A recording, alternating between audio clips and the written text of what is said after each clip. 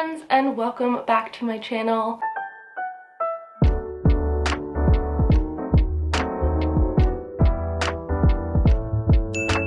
Today is yet another day of Plantmas, and today I'm going to be showing you the biggest plants in my collection. If you are new here and you don't know me already, hi, my name is Emma, and I am actually making a video for 24 days straight during Plantmas. Woo!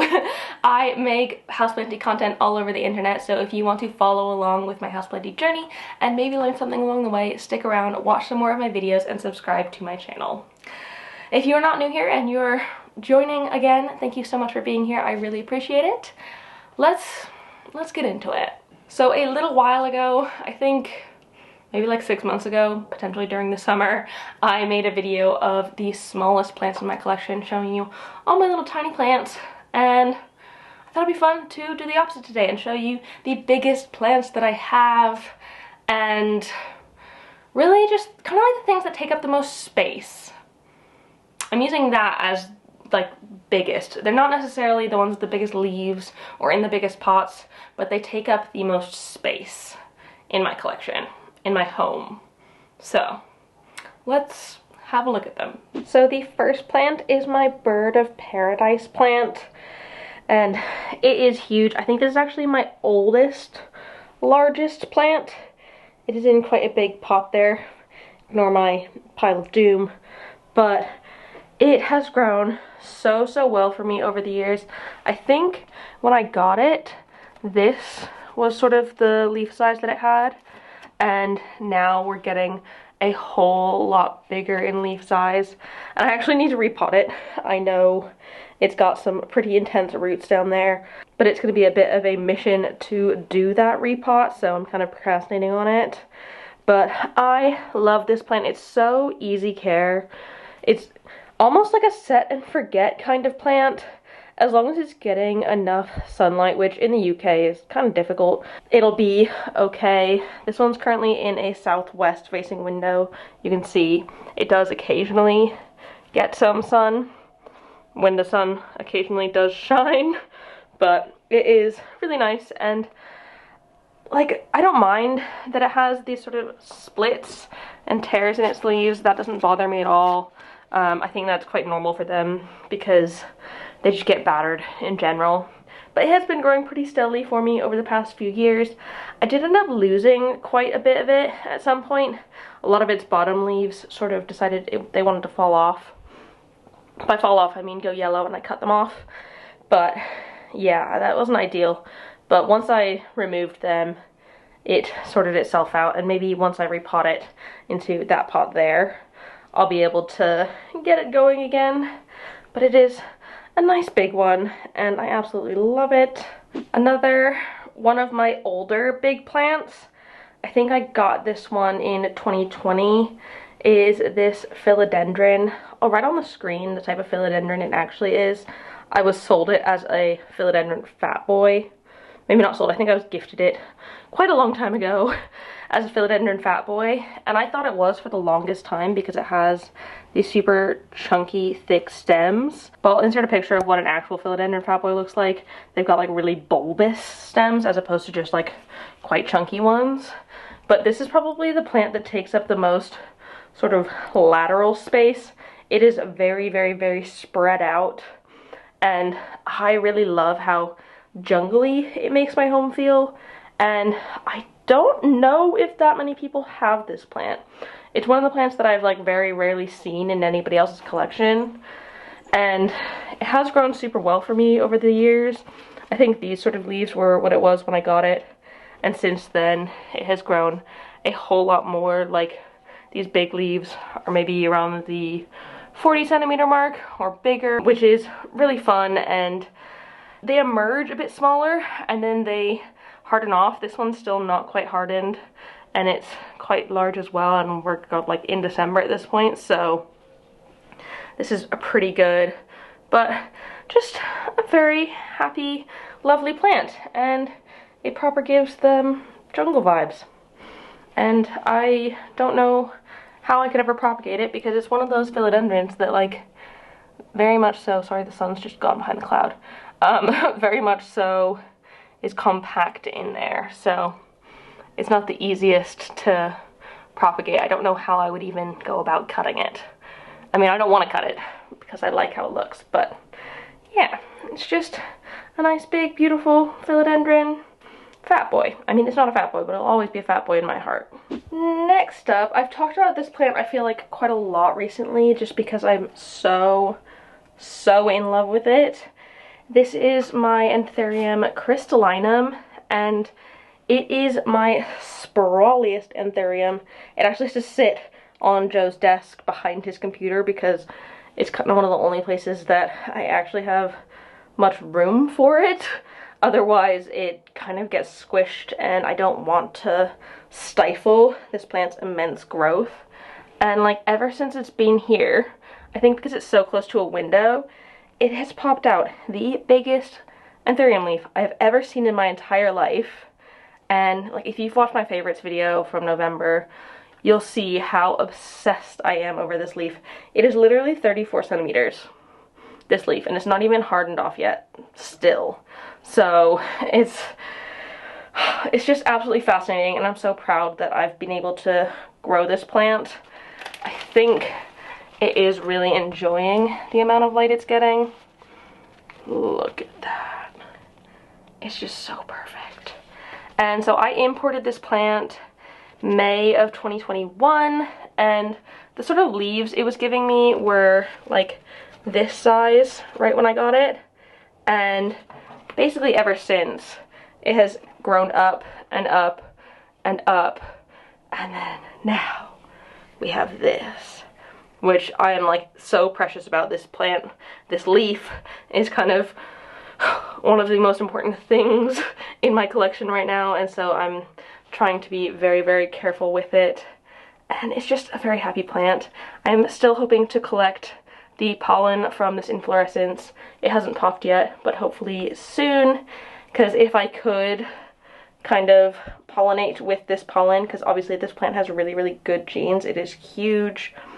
If I could pollinate with pollen from it, I could get some really massive hybrids, and I think I would very much so enjoy that. This one is going to be kind of difficult to show actually, because it's very much so in a corner surrounded by lots of things currently, but this is my Philodendron Pink Princess, and I got this plant last year, like 12 months ago in November, and it has grown so well for me, like better than I expected. All of my other experiences with pink princesses were kind of bad because I was really struggling getting my other one to size up to produce more pink to grow really at all. And so now that I have this one, I got rid of the other one because I don't need that sort of stress in my life, and I just get to enjoy it. This normally has grow lights on here, so it's getting quite a lot of light, and it has grown massively vertically. It's nearly at the top of the pole as well. The one problem I have with it though is that it's really not sizing up in growth at all. Like it kind of did here, like from there to that, but then ever since that it's just not done anything, and it's made me quite not sad. Like if it's this tall, I would love it to be a bit bushier as well, or like sizing up. So maybe when it gets to the top of the pole, or even maybe sooner, I might need to chop and prop it and add some more to the pot and try and make it a fuller plant, because as of right now it's just not really doing it for me as much as I would want it to. And like the pink is beautiful. I love these big swathes of pink. I think they're absolutely gorgeous. And like this half moon leaf down there, beautiful. But in the end, like I think the shape and the silhouette of the plant I'm just not that into right now, and that's why I've kind of put it in the back corner. I'm just not feeling it as much as I was maybe like earlier this year, which is sad. But I mean, all plant things come and go. It's all phases, and sometimes we like some more than others, and sometimes we like others more than some. That's not a phrase, but I've made it a phrase now. So yeah, that's my pink princess. The next plant in my big plants collection doesn't have the biggest of leaves, but it is very tall. It is my Raphidophora Tetrasperma. It takes up a whole lot of room. It has climbed to the top of the moss pole and some, and I've been chopping it back to propagate, honestly, because I can't, I don't know what I'm gonna do once it gets to the top. I don't think, I don't know, do I just let it climb on the wall or what? I mean, I don't really want to let it climb on the wall, but these will climb on absolutely anything. This is one of the fastest growing plants that I've ever had. I think at the beginning of this year, it was like down there. And so all of that growth has come in since. And so it's been an absolute pleasure to watch grow, and I've really, really enjoyed its sort of fun fenestrated leaves. It's just a bit of funkiness. And again, it's really, really easy care. A lot of these big plants are super easy care. They don't require much. This one is like not super close to that window, but close enough, like 2 meters away from a southwest facing window. So it does get some afternoon light, especially in the winter. This, I think, was sunburned from last like February or something, but it's been doing so well and just living its easygoing, fast-growing life. Loving it. The next one, it's really hard to get all in one shot, but it is this Philodendron Glorious. It is huge. As you can see, it's like well outgrown the moss pole. It's got 2 full leaves above it. I'm like desperately going to need to chop it quite soon, but I just can't bring myself to because it's so beautiful. I am in love with these heart-shaped velvety leaves.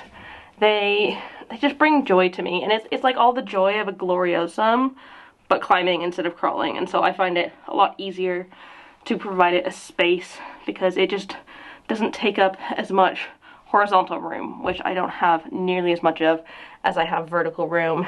And I think it's really enjoyed having this grow light here.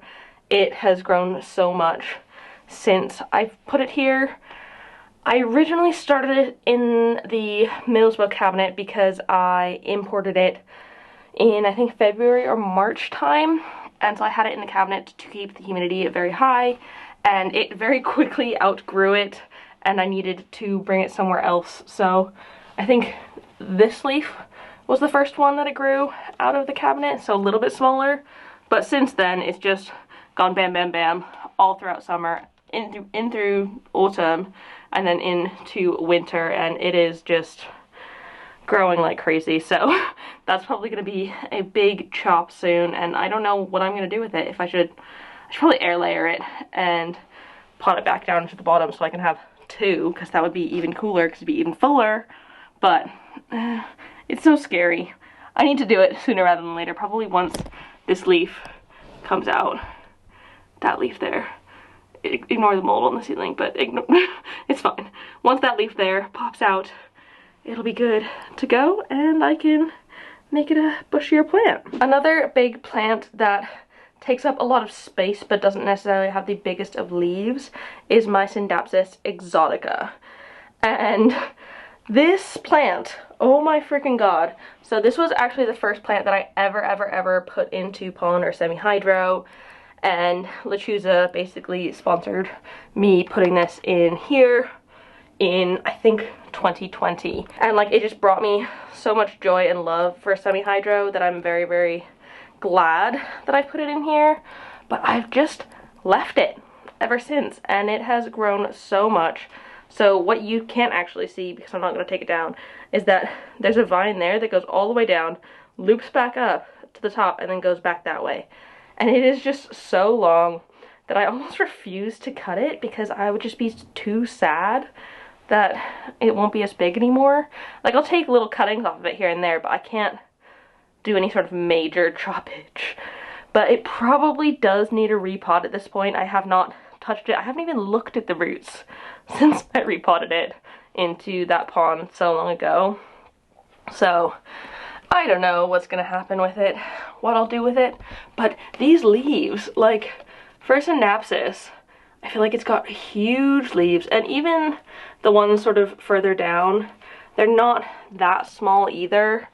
They have pretty good size to them, and I'm just very pleased with how it looks draped over my mirror, adding to the jungle vibes of my home. I could just stare at this forever.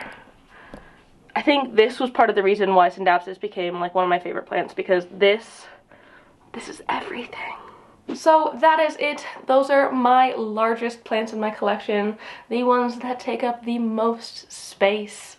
I don't have tons of huge plants, but the ones I do like make a massive impact, and I really love my big plants, and I'm hoping that eventually I can grow more plants to be gigantic.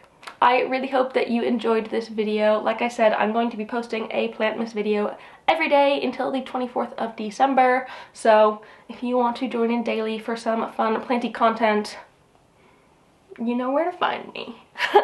Thank you so much for watching. If you enjoyed it, please give it a thumbs up down below this video, and leave a comment on the biggest plant in your collection. I would like to know. And subscribe for more. Thank you so much for watching, and I will see you next time, or tomorrow. Bye!